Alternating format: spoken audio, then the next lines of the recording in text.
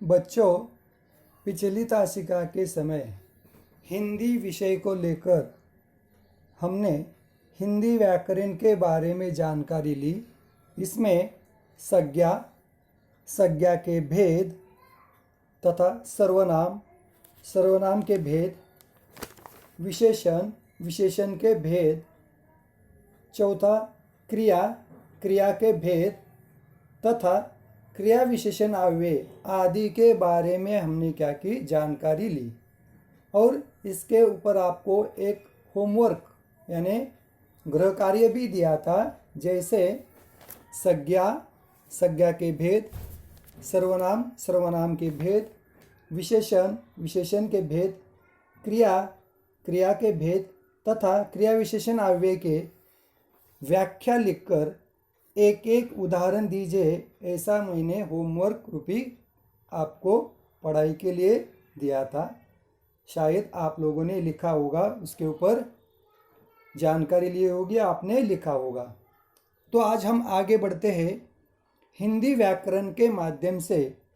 जैसे शब्दों के लिंग, शब्दों के लिंग प्रायः हिंदी में दो ही है, एक स्त्रीलिंग, दूसरा पुल्लिंग। लेकिन हिंदी की तुलना में मराठी का यदि हम अध्ययन करते हैं तो उसमें प्रायः तीन लिंग है, जैसे पुल्लिंग, स्त्रीलिंग और नपुंसकलिंग।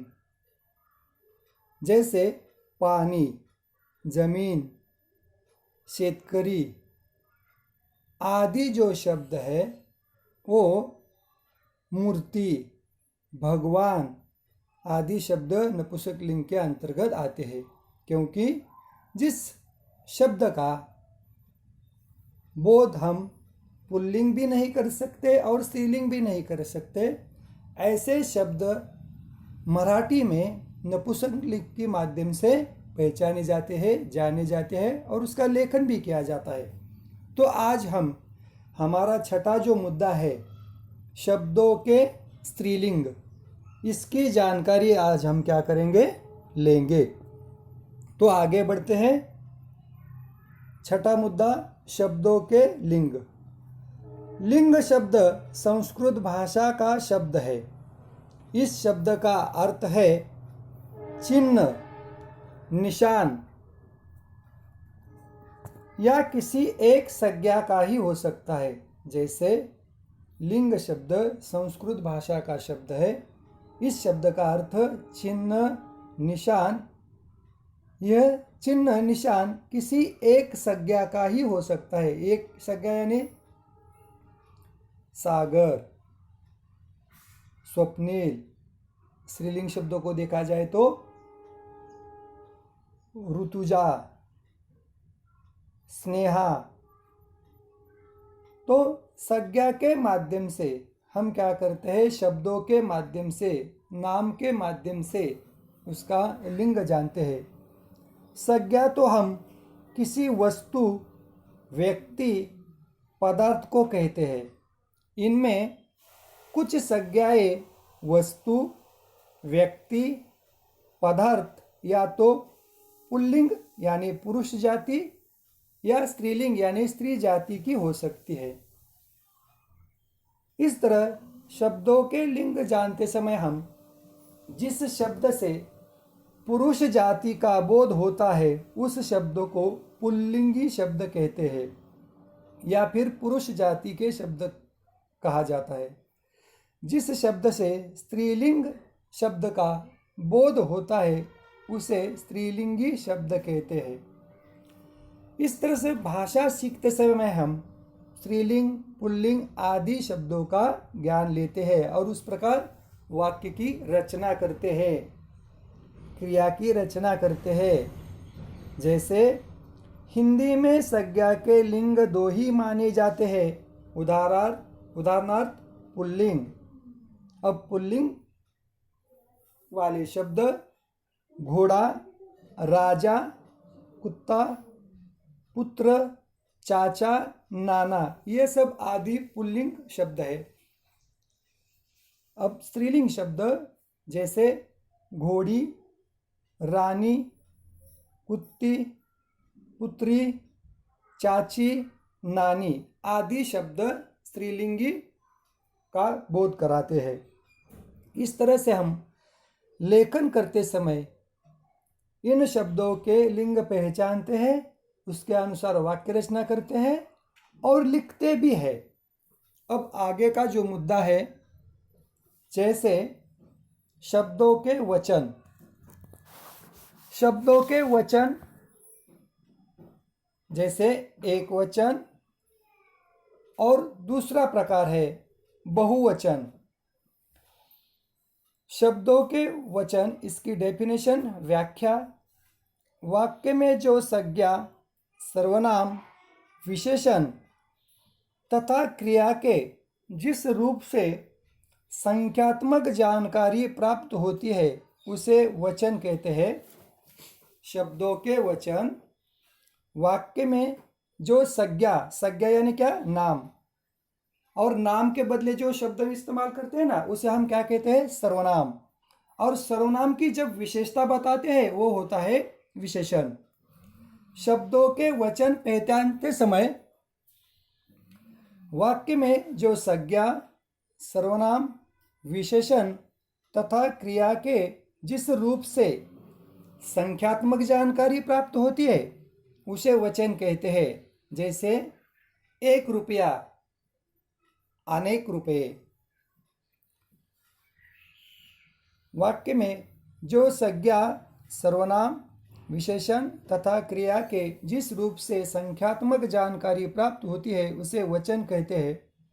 दूसरे शब्दों में कहना होगा कि शब्दों के संख्याबोधक विकारी रूप को वचन कहते हैं। दूसरे शब्दों में कहना होगा कि शब्दों के संख्यात्मक विकारी रूप को वचन कहते हैं।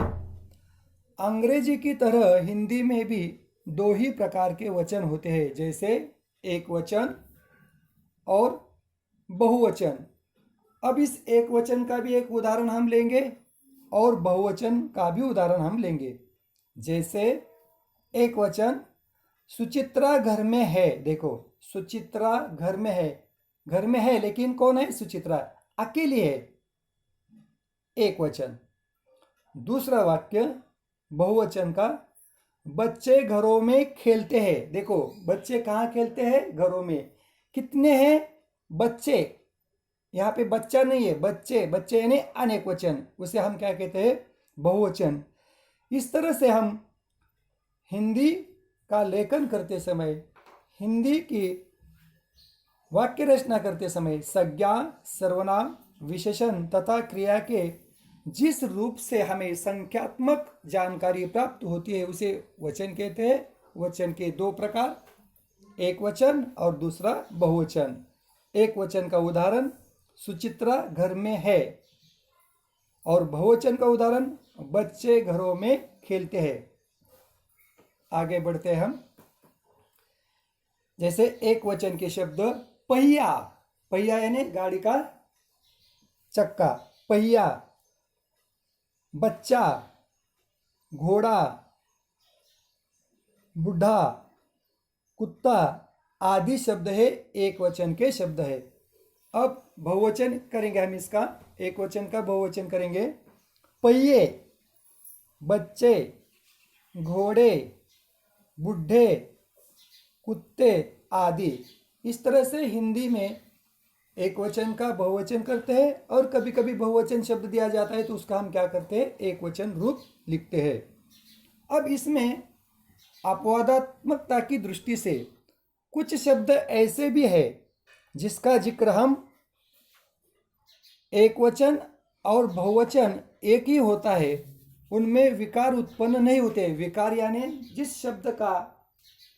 जिस शब्द में बदलाव आता है उसे विकार कहते हैं और जिस शब्द में बदलाव नहीं आता उसे अविकारी शब्द कहते हैं।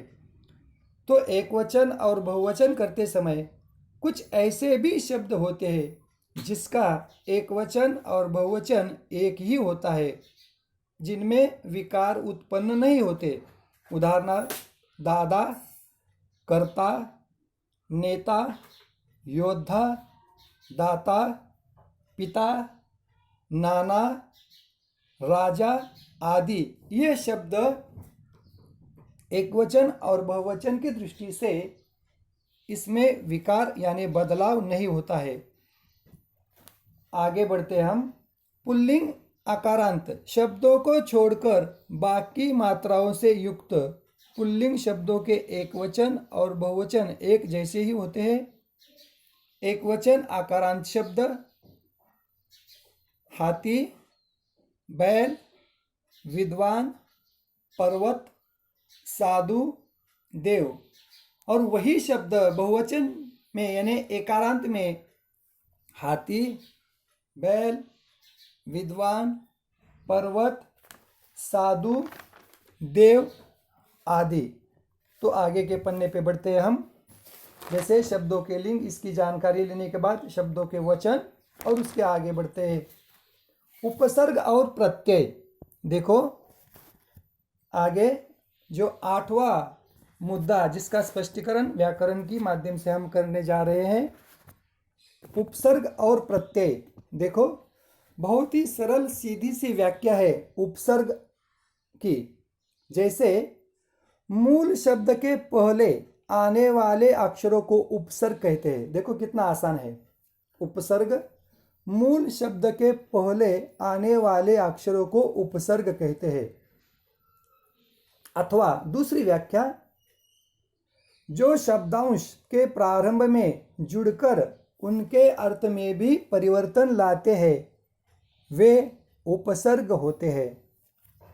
उपसर्ग मूल शब्द के पहले आने वाले अक्षरों को उपसर्ग कहते हैं, अथवा जो शब्दांश के प्रारंभ में जुड़कर उनके अर्थ में भी परिवर्तन लाते हैं वे शब्दांश उपसर्ग कहलाते हैं।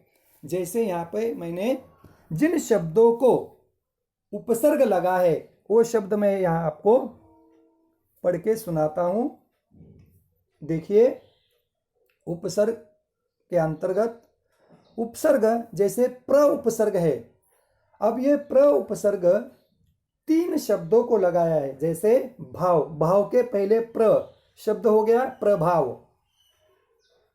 दूसरा ख्यात, उसके आगे प्र उपसर्ग लगाए प्रख्यात यानी जाना माना पहचाना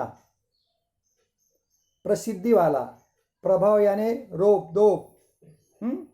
प्रबल यानी शक्तिशाली।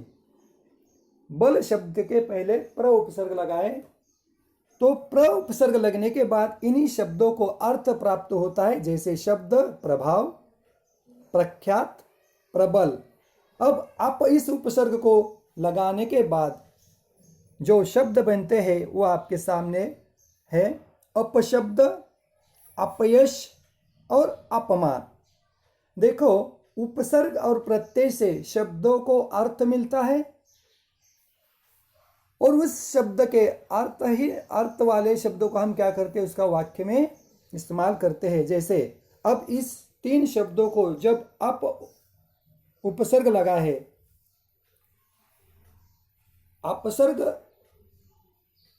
उपसर्ग लगने से पहले ये शब्द थे शब्द, यश, मान। अब इस उपसर्ग को लगाने के बाद ये शब्द हो गए अपशब्द यानी किसी को भी कुछ भी कहना। अपयश यानी यश न मिलना। अपमान यानी दूसरों का अपमान करना। ऐसे उसके पहले आप उस उपसर्ग लगने से पहले ये शब्द थे शब्द, यश और मान। आगे सम, संपूर्ण, सम्मुख, सम। जब उपसर्ग उस शब्दों को लगता है, जैसे पूर्ण शब्दों को सम उपसर्ग लगा, शब्द हो गया संपूर्ण। संपूर्ण यानी पूरा। सम्मुख यानी सामने, मुख को सम उपसर्ग लगा, सम्मुख मेरे सामने जैसे। अब वि उपसर्ग को लेकर शब्द विभिन्न, विदेश, वियोग। अब ये वि उपसर्ग जब हम शब्दों को नहीं लगाते हैं तो उस वक्त शब्द का लेखन और उसका अर्थ देखो भिन्न, देश और योग। इन शब्दों को वि उपसर्ग लगाए, विभिन्न, विदेश, वियोग। इस तरह से उपसर्ग की जानकारी लेते समय मूल शब्द के पहले आने वाले अक्षरों को उपसर्ग कहते हैं। इसके उदाहरण हमने देखे हैं। अब हम बढ़ते हैं प्रत्यय की ओर। प्रत्यय हमेशा मूल शब्द के अंत में लगता है, अंत में यानी पीछे। जैसे लिखना, लिख, लिखावट। डर, डरना, डरावना। यानी प्रत्यय हमेशा शब्द के पीछे लगता है। तो उसकी व्याख्या देखिए। मूल शब्दों के अंत में आने वाले इन अक्षरों को प्रत्यय कहते हैं। और एक बार देखिए व्याख्या। मूल शब्द के अंत में आने वाले इन अक्षरों को प्रत्यय कहते हैं। अथवा दूसरी व्याख्या जो आपको आसान लगे उसका लेखन कीजिए, उसे सुनिए, उसे पढ़िए आप लोग। प्रत्यय यानी जो अक्षर अथवा शब्दांश स्वयं कुछ भी अर्थ नहीं रखते। प्रत्यय यानी जो अक्षर अथवा शब्दांश स्वयं कुछ भी अर्थ नहीं रखते, परंतु शब्दों के अंत में जुड़कर उन शब्दों के अर्थों में परिवर्तन कर देते हैं, ऐसे शब्द प्रत्यय कहलाते हैं। देखो, हमेशा कुछ शब्द ऐसे भी होते हैं जिससे हमें अर्थ प्रतीत नहीं होता, अर्थ मालूम नहीं होता। तो ऐसे शब्दों को क्रिया के जुड़ने से, प्रत्यय के लगने से उस शब्द को अर्थ प्राप्त होता है, भाव प्राप्त होता है, विचार प्राप्त होता है। उस शब्द पीछे हमेशा प्रत्यय लगते हैं, लगाए जाते हैं।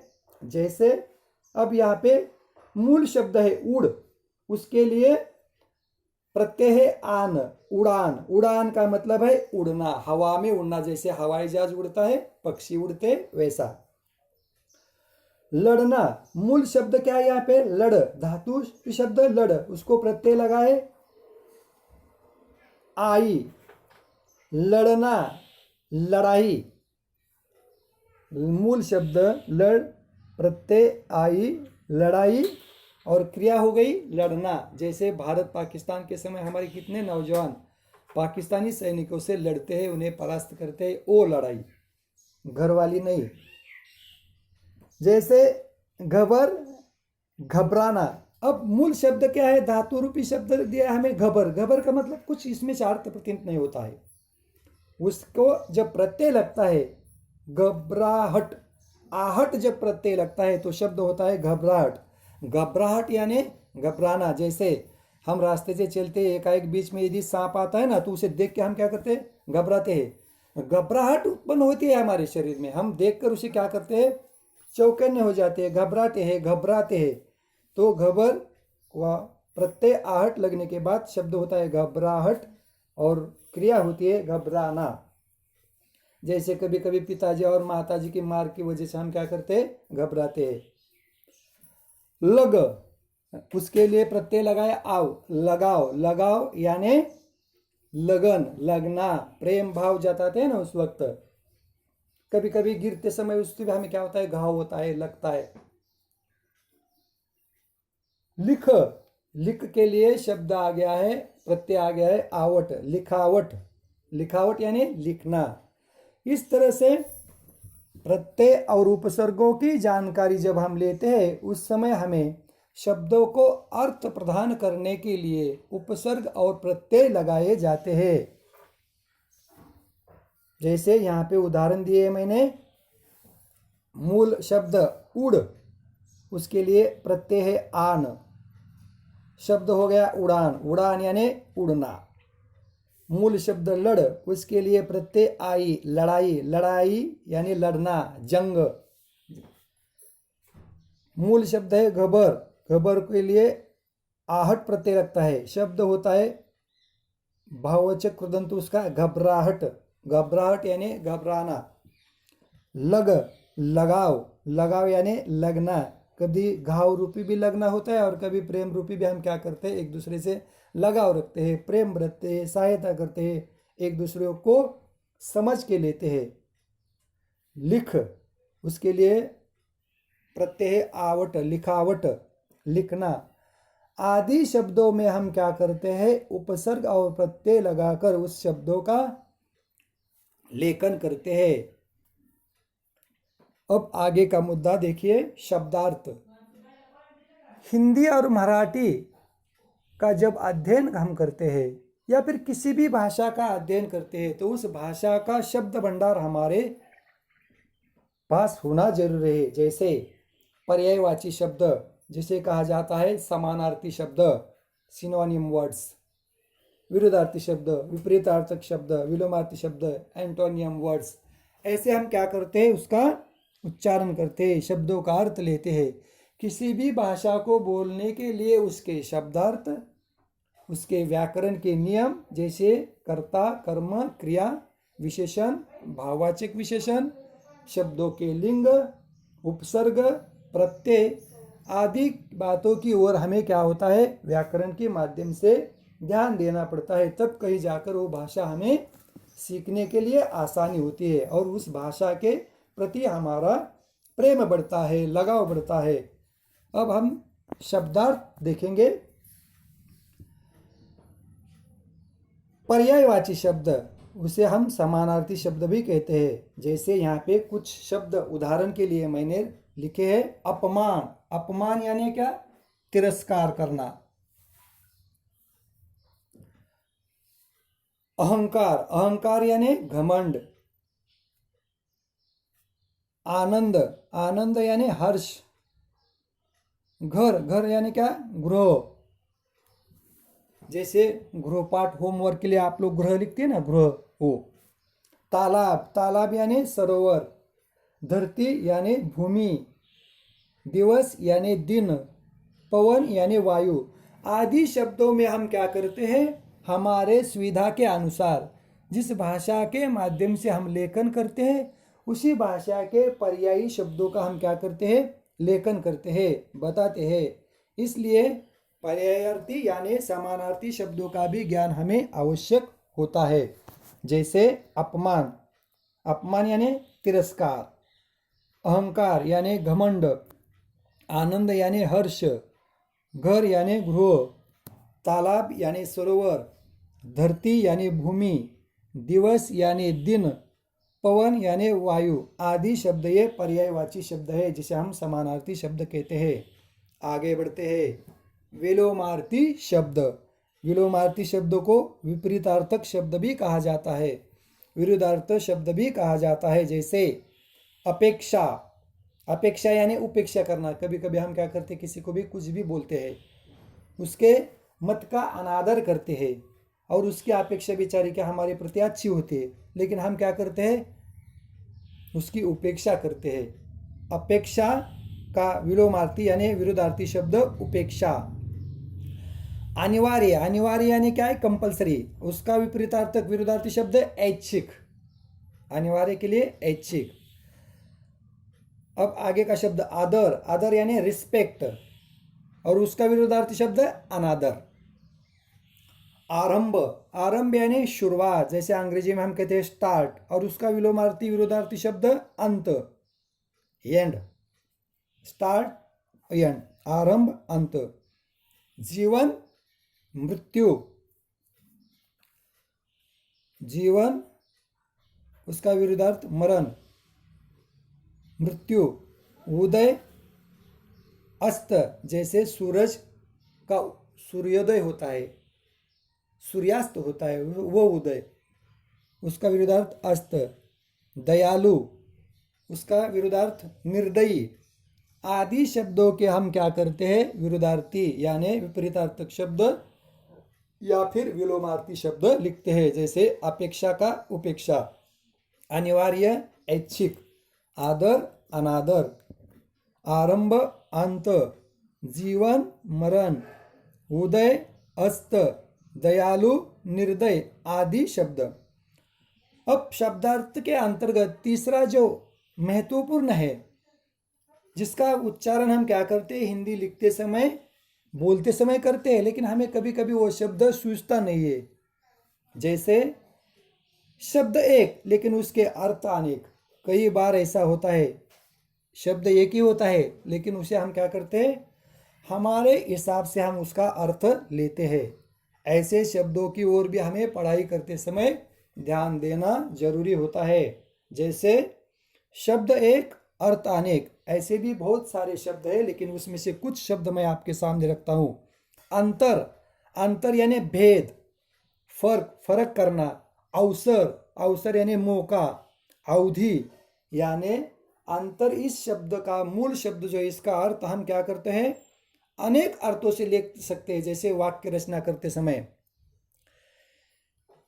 जैसे यहाँ पे लिंग, लिंग के भेद, क्रिया, क्रिया के भेद, ऐसे कई प्रकार के एक शब्द के हम अलग अलग अर्थ लेते हैं। शब्द एक अर्थ अनेक, उसमें पहला शब्द अंतर, उसके लिए भेद, फर्क, अवसर, अवधि। अब दूसरा शब्द है कनक। कनक ये शब्द गेहूं के लिए भी कहा जाता है, सोना यानी धातु के लिए भी कहा जाता है, सोना यानी नींद वाला भी कहा जाता है, धतूरा यानी किसी को फंसाना, उसको चौंका देना आदि के इस माध्यम से भी इस्तेमाल किया जाता है। गेहूं, सोना, धतूरा। तीसरा शब्द है जीवन यानी जिंदगी, जल, पानी आदि के माध्यम से हम क्या करते हैं, जीवन इस शब्द का इस्तेमाल करते हैं, उसका उच्चारण करते हैं। और जो हमें सही लगे, आवश्यक लगे उस भाषा की दृष्टि से, उसका इस्तेमाल हम क्या करते हैं, वहाँ पे करते हैं। तो हम आगे बढ़ेंगे। जैसे 10वां जो मुद्दा है हमारा, उसका स्पष्टीकरण हम करेंगे। जैसे काल। अब काल की व्याख्या देखने से पहले मैं एक बात आपको बताना जरूरी समझता हूँ। यहाँ पे क्रिया के काल, क्रिया के मुख्य काल तो प्रायः 3 है, उसके उपकाल भी है, लेकिन हमें यहाँ पे अध्ययन और पढ़ाई के लिए मुख्य 3 कालों की ही जानकारी बताने के लिए कहा गया है। क्रिया के मुख्य काल 3 होते हैं, जैसे वर्तमान, वर्तमान काल, दूसरा भूतकाल और तीसरा भविष्य काल। तो पहले हम क्या करते हैं, काल यानी समय, उसकी डेफिनेशन, उसकी व्याख्या, उसका स्पष्टीकरण देखते हैं। जैसे क्रिया के इस रूपांतरण को काल कहा जाता है।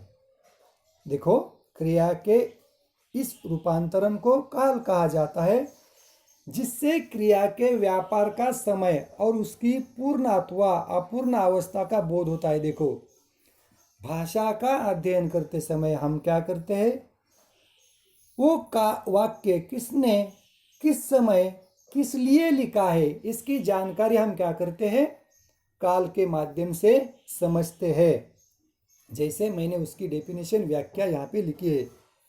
क्रिया के इस रूपांतरण को काल कहा जाता है, जिससे क्रिया के व्यापार का समय और उसकी पूर्ण अथवा अपूर्ण अवस्था का बोध होता है, उसे हम क्या कहते हैं, काल। जैसे वर्तमान, वर्तमान का उदाहरण मैं आपके सामने रखता हूँ। एक, मेरे पास तरह तरह की बुद्धि है। देखो, मेरे पास 10 रुपए का पेन है।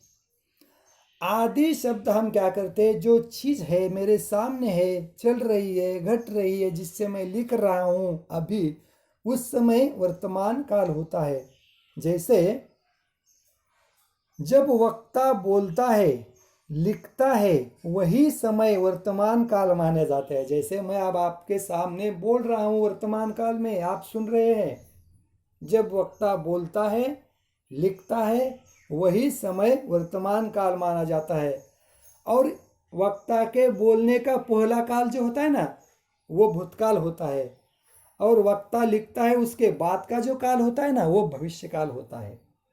इसलिए बहुत ही कालों के माध्यम से, समय के माध्यम से जानकारी लेने के लिए हमें व्याकरण के दृष्टि से इसकी जानकारी रखना हमें भाषा की दृष्टि से बहुत ही अहम है, महत्व का है। जब वक्ता बोलता है, लिखता है, वही समय वर्तमान होता है, उसके पहले का भूतकाल होता है, और उसके लिखने के बाद का समय भविष्य काल का होता है। अब क्रिया के काल, पहला वाक्य वर्तमान का यहाँ पे मैं आपके सामने रखता हूँ। मेरे पास तरह तरह की बुद्धि है। बुद्धि है यानी नॉलेज है, ज्ञान है। मेरे पास तरह तरह की बुद्धि है, जैसे क्रिया हो रही है, मैं आपको बता रहा हूं, आप सुन रहे हैं, यह आपके सामने हो रही है, लेकिन सामने तो नहीं, लेकिन मोबाइल के माध्यम से, व्हाट्सएप के माध्यम से तो हो रही है। मेरे पास तरह तरह की बुद्धि है, क्रिया हो रही है, इसका मतलब है वर्तमान काल। दूसरा काल, उसने एक दुकान किराए पर ली। उसने दुकान किराए पर ली, हमने देखा है क्या कब ली उसने? नहीं। तो ये घटी हुई घटना है, भूतकाल में की हुई घटना है। जैसे उसने एक दुकान किराए पर ली, किराया यानी भाड़ा देकर, पैसे देकर, उसका मुनाफा मुबादला देकर। जैसे हम दुकान में जब जाते हैं ना, कुछ वस्तुएं खरीदते हैं तो उसके बदले में हम पैसे देते हैं, वैसे उसने एक दुकान किराए पर ली, यानी क्रिया समाप्त हो गई है, वस्तु का लेन देन का व्यवहार उनका समाप्त हो गया, और यह हमारे सामने नहीं हुआ है, तो यह घटना भूतकाल में हुई है। उसने एक दुकान किराए पर ली, यहाँ पे ली ये क्रिया है, और पहले वर्तमान काल में हमेशा है क्रिया होती है। अब तीसरा काल, तुम्हें 1,00,000 रुपए ही दिए जाएंगे। देखो, तुम्हें 1,00,000 रुपए ही दिए जाएंगे। कितने दिए जाएंगे? 1,00,000 रुपए। कब? मेरे पास है तो मैं दूंगा ना आपको। दिए जाएंगे ऐसा कहा है मैंने, दिए नहीं है, दिए होते तो भूतकाल होता। तुम्हें 1,00,000 रुपए ही दिए जाएंगे, इसका मतलब है क्रिया भविष्य में होगी, तो यह क्या हो गया? भविष्य काल। इस तरह से क्रिया के काल के बारे में जानकारी लेते समय हमें उसका समय, क्रिया कब हुई है, कैसे हुई है, होने वाली है, इसका बोध हमें काल के माध्यम से होता है। उसे क्रिया के काल कहा जाता है। इसके प्रमुख भेद प्रकार 3 है, जैसे वर्तमान काल, जिसका उदाहरण मेरे पास तरह तरह की बुद्धि है।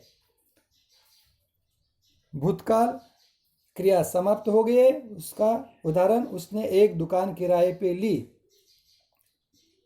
तीसरा भविष्य काल, क्रिया होगी भविष्य में, तुम्हें 1,00,000 रुपए ही दिए जाएंगे, ये भविष्य काल का उदाहरण है। इस तरह से क्रिया के काल के बारे में जानकारी हम ले सकते हैं। शायद आप लोगों ने ली होगी, सुना होगा, इसे आप लोग अच्छी तरह से सुने और उसे होमवर्क के जरिए उदाहरणों को लिखकर मुझे व्हाट्सएप के माध्यम से सेंड कीजिए। आगे, रेखांकित अंश क्रिया शब्द है, पर तीनों क्रियाएं अलग अलग समय में होने का संकेत करती है। जैसे है, वर्तमान क्रिया हो रही है, ली यानी समाप्त हो गई, और दिए जाएंगे भविष्य में क्रिया होने वाली है। इस तरह से क्रिया के माध्यम से भी हम क्या करते हैं? कालों की जानकारी समझ सकते हैं, ले सकते हैं, लिख सकते हैं। क्रिया के 3 मुख्य काल बताए जाते हैं। क्रिया के होने के समय को काल कहते हैं। जैसे जो क्रिया हो चुकी है उसे भूतकाल कहते हैं। इसका एक उदाहरण, और सरल सादा सीधा उदाहरण, मेरे पास 10 रुपए थे, अभी नहीं है, खर्च हो गए, मेरे पास 10 रुपए थे। दूसरा उदाहरण वर्तमान काल का, जो क्रिया हो रही है उसे वर्तमान काल कहते हैं, मेरे पास 10 रुपए है।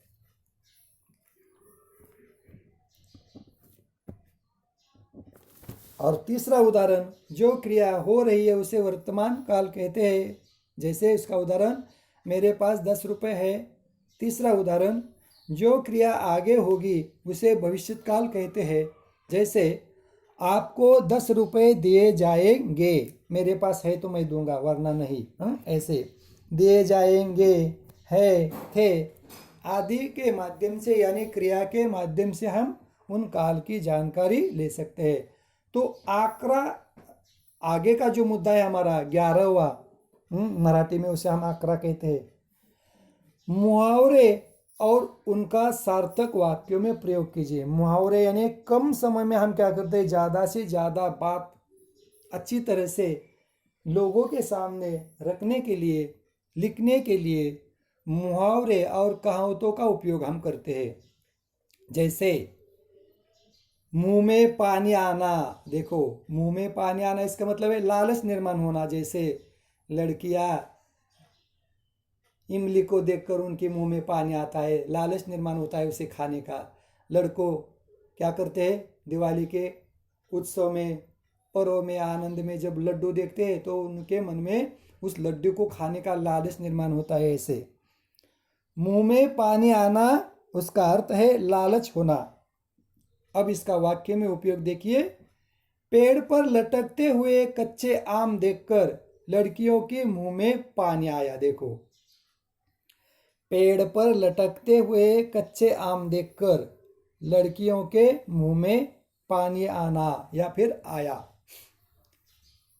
तो मुहावरे का अर्थ मुंह में पानी आना, इसका मतलब लालच निर्माण होना। दूसरा मुहावरा देखिए, 9-2-11 होना। 9-2-11 होना इसका मतलब है भाग जाना, दफा होना, रफा दफा होना। जैसे पुलिस को देखकर चोर 9-2-11 होता है, भाग जाता है। वैसे 9-2-11 होना, भाग जाना। वाक्य, पेड़ पर लटकते अमरूद तोड़कर बच्चे 9-2-11 हो गए।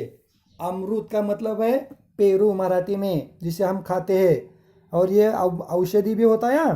पेरू खाने के लिए अच्छा होता है हमारे लिए, सेहत के लिए। इसलिए हमें फलों का सेवन करना चाहिए। 9-2-11 होना, भाग जाना।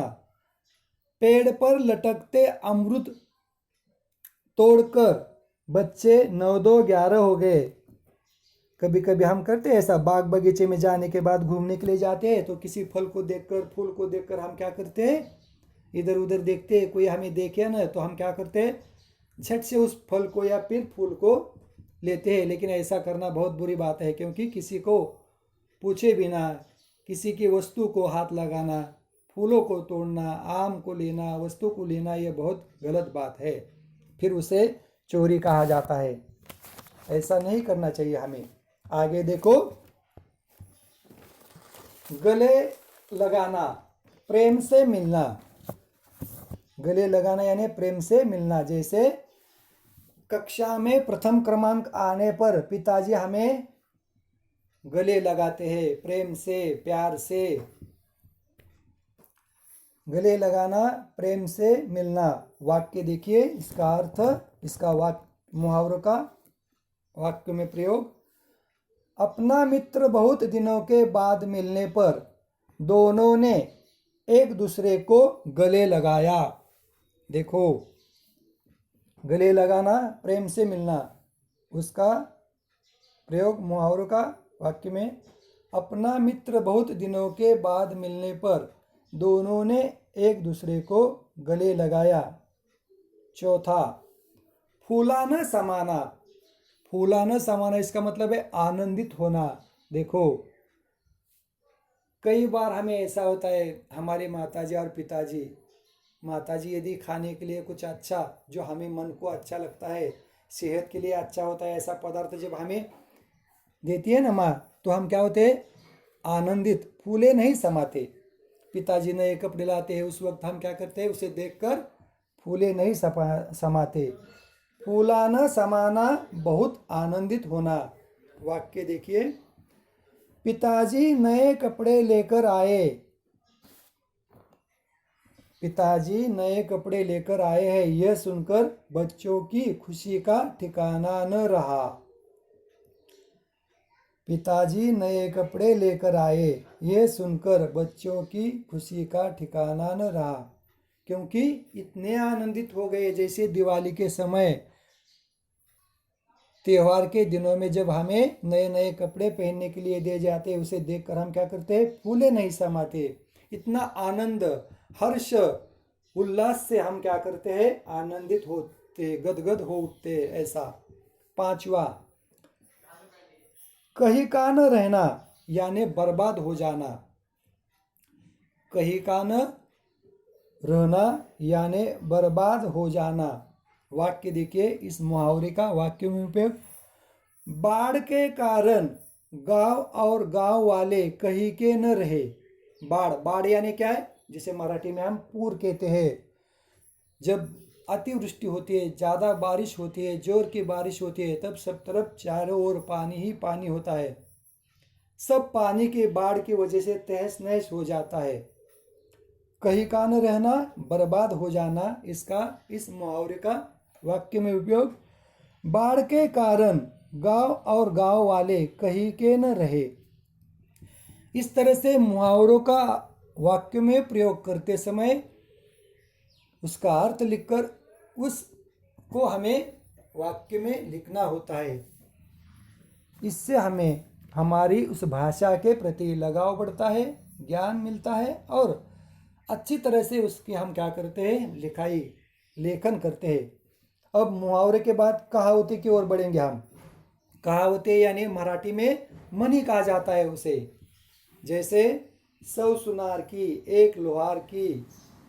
लोहार क्या करता है, लोखंड के ऊपर क्या करता है, घाव मारता है। और सुनार क्या करता है, धातु के ऊपर छोटे छोटे से हल्के घाव करता है ना। जिस प्रकार उस धातु का मूल्य है, कीमत है, उसके प्रति उसके साथ रवैया अपनाया जाता है। लोखंड को पिघलाने के लिए उसे गर्म करवा के क्या किया जाता है, घाव मारे जाते हैं। सोने को भी पिघला जाता है, लेकिन उसके मूल्य के अनुसार, उसके आकारमान के अनुसार उसके ऊपर छोटे छोटे उसे पिघलाकर घाव किए जाते हैं। तब कहीं जाकर उससे सोने से कीमती आभूषण, अलंकार बनते हैं, दागिने बनते हैं, जिसे हम पहनकर क्या करते हैं, सज धज कर इधर उधर घूमते हैं, दूसरों को दिखाते हैं, है ना। त्योहारों के दिनों में, दिवाली पर, विजयादशमी पर। कहावतें यानी मराठी में उसे हम म्हणी कहते हैं। पहली कहावत, अंत भला सो भला। अंत भला सो भला यानी कभी कभी ऐसा होता है, जो परिणाम में अच्छा हो वही अच्छा होता है। कई बार हम क्या करते हैं, काम करते हैं, उस वक्त अच्छा काम करते रहते हैं हम, उस वक्त कहते हैं ठीक है, इतना सब होने के बाद अंत भला सो भला, ठीक है, देर से आए लेकिन दुरुस्त आए। इसलिए कहावत जो है अंत भला सो भला, जिसका अर्थ है जो परिणाम में अच्छा हो वही अच्छा होता है। दूसरी कहावत, आम के आम गुठलियों के दाम। देखो, आम के आम गुठलियों के दाम, जैसे दुगुना लाभ होना। देखो, धूपकाले के दिनों में, समर के दिनों में हम क्या करते हैं, खाने के लिए फलों का राजा आम को लेते आते हैं। आम को हम क्या करते हैं, खाते हैं, और उसके अंदर की जो गुठलियाँ निकलती है उसे कभी कभी हम क्या करते हैं, बेचते हैं। और कोई कोई होशियार जो व्यक्ति होते हैं ना, यदि आम अच्छा होता है तो उस गुठलियों को हम क्या करते हैं, बोते हैं, लगाते हैं, और फिर उससे कई पेड़ निर्माण होते हैं, और फिर उस पेड़ को कई सारे अच्छे आम लगते हैं। यानी दुगुना लाभ लेना।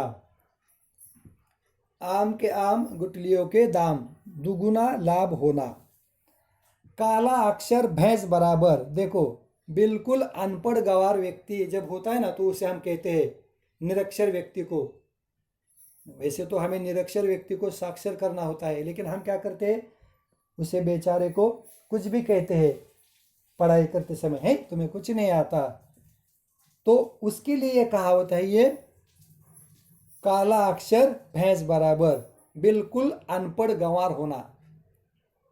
शिक्षा न होती है ना, तो ऐसी हालत हमारी होती है। चौथा, खोदा पहाड़ निकला चूहा। देखो, बहुत परिश्रम करने के बाद हमें कहीं जाकर थोड़ा सा लाभ मिलता है ना, तो उसे हम कहते हैं खोदा पहाड़ निकला चूहा। पहाड़ यानी पहाड़ को खोदना, और जब इस पहाड़ को खोदने के लिए हम बहुत सारा परिश्रम प्रयास करते हैं, तब कहीं जाकर उसमें से छिपा हुआ चूहा कहीं भाग जाता है। लेकिन उसके लिए हमें कितना परिश्रम करना पड़ता है। घर में एक दूसरा चूहा जाता आता ना, तो पूरे घर को हम साफ करते हैं। खोदा पहाड़ निकला चूहा, परिश्रम बहुत, लाभ कम। लेकिन उसकी वजह से एक फायदा होता है, हमारा स्वच्छता होती है ना सब तरफ। और परिश्रम करने की हमें आदत भी अच्छी होती है।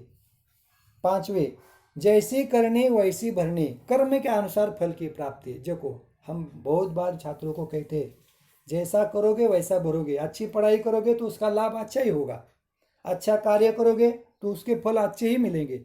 उस प्रकार जैसी करनी वैसी भरनी, कर्म के अनुसार फल की प्राप्ति। आगे, आंधों में काना राजा। आंधों में काना राजा, इसका मतलब है मूर्खों के बीच एक आधा सयाना। कई बार ऐसा होता है, बहुत सारे अनपढ़ गंवार व्यक्ति है, उसमें एक आधा सयाना होता है ना, वो कहता है नहीं ऐसा नहीं, ऐसा करना चाहिए उसे।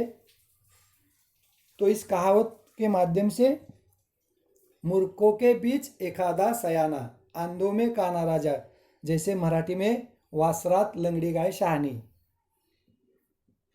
ये मन है ना मराठी में, वासरा लंगड़ी गाय शहानी। आंधों में काना राजा, मूर्खों के बीच एक आधा सयाना। सातवां, जिसकी लाठी उसकी भैंस। देखो कई बार ऐसा होता है बलवान ही अधिकार जमाता है। जैसे खेलने के लिए जब बच्चों को या फिर कक्षा के छात्रों को छोड़ा जाता है ना, उस वक्त हम निरीक्षण करते हैं आपका, आप क्या करते हैं, जो कमजोर छात्र होता है, कमजोर दोस्त होता है उसके ऊपर आप लोग अटैक करते हैं, क्योंकि आप क्या करते हैं उसके ऊपर रोप जमाते हैं। तो उसकी वजह से ये कहावत आ गई, जिसकी लाठी उसकी भैंस। आठवीं कहावत, एक अनार 100 बीमार। देखो चीज थोड़ी होती है और खाने के लिए बहुत सारे होते हैं। कभी कभी ऐसा होता है अनार का एक ही फल होता है, उसमें दाने अनेक होते हैं, फिर भी हम क्या करते हैं, उन दानों को थोड़े थोड़े हम क्या करते हैं, घर वालों को बांटते हैं। एक अनार 100 बीमार, एक अनार 100 बीमार। अनार एक होता है लेकिन खाने के लिए उसको अनेक रहते हैं, क्योंकि अनार सबको अच्छा लगता है। फल एक होता है, वस्तु एक होती है। तो कभी कभी ऐसा भी होता है एक आध दूसरा फल वस्तु यदि हमारे पास होती है ना, लेकिन उसके वो चाहने वाले होते हैं, लेकिन हम क्या करते हैं, जिसके लिए उस वस्तु की आवश्यकता है, जो छोटा होता है उसके लिए हम उस वस्तु को देते हैं या फिर फल को देते हैं। जैसे बर्थडे के दिन हम क्या करते हैं, हमारे दोस्त को, कई सारे दोस्त उपहार स्वरूप भेंट स्वरूप वस्तुएं देते हैं। व्यक्ति एक होता है लेकिन वस्तुएं देते हैं सब उन्हीं को, क्योंकि उस दिन उसका जन्मदिन होता है। उस प्रकार फल भी एक आधा हो तो हम क्या करते हैं, छोटे बच्चों को पहले देते हैं, लेकिन उससे ये कहावत आ गई, एक अनार 100 बीमार। नौवीं कहावत, न रहेगा बांस न रहेगी बांसुरी। न रहेगा बांस न रहेगी बांसुरी, झगड़े के मूल कारण को नष्ट कर देना। देखो झगड़े का जो मूल कारण होता है उसे ही नष्ट करना। कई बार होता है ऐसा, कक्षा में क्या होता है, छिप छिप के छात्र क्या करते हैं, कुछ वस्तुओं को, कुछ पदार्थ को खाते हैं और उसके जैसे चॉकलेट के रैपर कक्षा में डालते हैं। एक आधा छात्र डालता है और फिर उसका जो नाम होता है ना वो सभी के ऊपर आता है। जैसे कक्षा में एक आधा रैपर किसी ने गिरा है चॉकलेट का और शिक्षक आ गए तो शिक्षक पूछते हैं भाई चॉकलेट किसने खाया है, तो एक भी छात्र जवाब नहीं देता है और वो उसे उठाकर नहीं भी बाहर भी नहीं फेंकता है। तो झगड़े का मूल कारण यहाँ पे क्या होता है, चॉकलेट का रैपर। तो ऐसा न किसी के पूछने के बाद, न बोलने के बाद, तो फिर शिक्षक ही क्या करते हैं, उस रैपर को उठा के डस्टबिन में, कचरे के डिब्बे में डाल देते हैं। क्योंकि पूछने के बाद यदि कोई व्यक्ति जिसे पूछा जाए, फिर छात्र हो या फिर अन्य व्यक्ति हो, उनमें से यदि किसी ने गलती मानकर उसे नहीं स्वीकारा तो हमें उसे पूरा करने के लिए, झगड़े को मिटाने के लिए उस काम को स्वयं करना है। उसी के ऊपर से ये कहावत आ गई है, न रहेगा बांस न रहेगी बांसुरी, झगड़े के मूल कारण को नष्ट कर देना। कभी कभी कितने सारे व्यक्ति होते हैं समझ के भी अनपढ़ होते हैं, समझ कर भी गलत रवैया अपनाते हैं। 10 अकेला चना बाहर नहीं फूट सकता। कभी भी अकेला व्यक्ति कुछ नहीं कर सकता। जैसे बड़ा काम एक व्यक्ति से कभी नहीं होता। जैसे स्कूल में हम क्या करते हैं, साफ सफाई करने के लिए सभी छात्र जब इकट्ठे होते हैं ना, तो हम क्या करते हैं, स्कूल का परिसर स्वच्छ करते हैं। यानी परिश्रम का काम होता है ना, जो परिश्रम का काम हम सब मिलके करते हैं ना, उसको एक आधा व्यक्ति कितना कर सकता है, उससे कई ज़्यादा काम हम क्या करते हैं, सब मिलकर कर सकते हैं। तो उसी के ऊपर से ये कहावत आ गई है, अकेला चना बाहर नहीं फोड़ सकता। जैसे बड़ा काम एक व्यक्ति से नहीं होता, उसके लिए अनेक व्यक्ति होते हैं। जैसे मोली यानी लकड़ी के भार को हम नहीं तोड़ सकते, उसी प्रकार एक एक लकड़ी को हम क्या करते हैं, आसानी से तोड़ सकते हैं। लेकिन उसी लकड़ी का जब गट्टा बनाया जाता है, भार बनाया जाता है, मराठी में मोली बनाई जाती है, उसे हम बांधने के बाद यदि उसे तोड़ने का प्रयास करते हैं ना, वो टूटता नहीं है। इसके ऊपर से वो कहावत आ गई है, अकेला चना बाहर नहीं फूट सकता। बड़ा काम एक व्यक्ति से नहीं होता। इस तरह से हिंदी के माध्यम से व्याकरण की जानकारी लेते समय हिंदी के कई सारे उदाहरणों का हमने क्या किया है, अध्ययन किया है। जैसे संज्ञा, संज्ञा के भेद, सर्वनाम, सर्वनाम के भेद, विशेषण, विशेषण के भेद, क्रिया, क्रिया के भेद, उसके बाद क्रिया विशेषण अव्यय, शब्दों के लिंग, शब्दों के वचन, जैसे एक वचन, अनेक वचन, उसके बाद उपसर्ग और प्रत्यय, और उसके बाद शब्दार्थ रूपी ज्ञान। इसमें पर्यायवाची शब्द जिसे हम समानार्थी शब्द कहते हैं, विलोमार्थी शब्द जिसे हम विपरीतार्थक, विरुद्धार्थी शब्द भी कहते हैं, एक शब्द अर्थ अनेक, जैसे कभी कभी ऐसा भी होता है एक शब्द का अर्थ अलग अलग होता है, लेकिन हम जिस प्रकार का अर्थ हमें अपेक्षित होता है उस प्रकार के उस शब्द का लेखन करते हैं। उसके बाद 10वां जो मुद्दा है काल, काल के भेद। 11वां मुद्दा मुहावरे और उनका सार्थक वाक्यों में प्रयोग। इसमें 5 मुहावरों की जानकारी हमने ली है। और 12वां आखिरी मुद्दा जो था कहावतें, यानी मराठी में उसे हम मनी कहते हैं। इन कहावतों का इस तरह से अध्ययन किया है। बाकी का जो हिंदी विषय के माध्यम से जो व्याकरण बचा है उसकी जानकारी हम आगे की तासिका के समय लेंगे। यहाँ पर रुकते हैं। मैं मेरी इस हिंदी विषय की तासिका के माध्यम से मैं मेरी वाणी को विराम देता हूँ। यहाँ पर हम रुकते हैं। धन्यवाद। लेकिन इससे पहले एक सूचना आपके लिए है। इन हिंदी व्याकरण की जानकारी जो हमने ली है इसका गृह कार्य यानी गृहपाठ होमवर्क के माध्यम से आपको इसके उदाहरण और उसकी व्याख्या को लिखकर मुझे व्हाट्सएप के जरिए सेंड करना है और उसे सुंदर हस्ताक्षर में आपके कॉपी में यानी नोटबुक में लिखना है। यहाँ पे हम रुकते हैं। धन्यवाद।